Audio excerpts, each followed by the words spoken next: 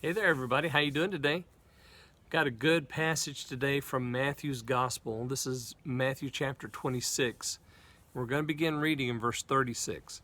So mark your Bible, Matthew 26, starting in 36. Yep.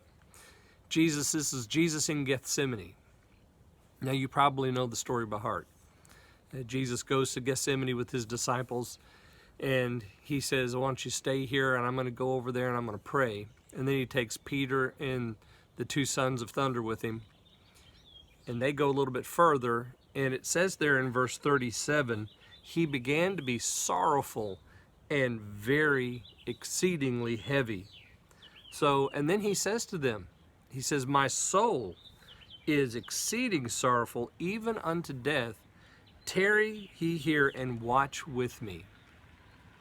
Now, one of the key words in this passage is this word watch. Jesus tells the disciples to watch with him. And then when he comes back from praying, he says, how come you couldn't watch with me 1 hour?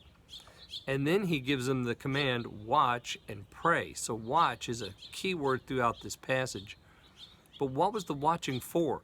He wanted his disciples to be alert and ready, because Judas was coming, that's one thing. The guards are coming, that's one thing. But it was something more than that.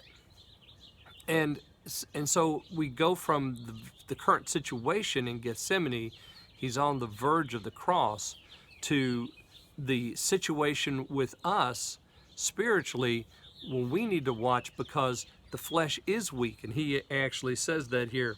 Watch and pray, that you enter not into temptation. The flesh or the spirit indeed is willing, but the flesh is weak. So he gives them that teaching there, and he is watching because his soul is exceedingly sorrowful. So he's watching that, and he knows that temptation can come, and his human side is weak. So what does he do? He goes and prays.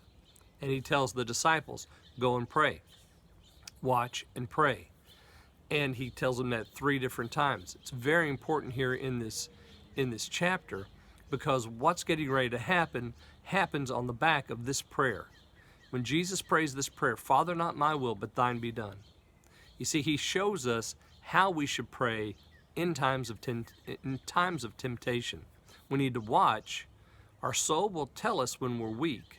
We need to pray and ask God to give us strength, that even though it's not my will that something happened, that I have the ability then to be able to handle it and not to be drawn into temptation, to become angry or vengeful or spiteful or hateful or bitter or any of that.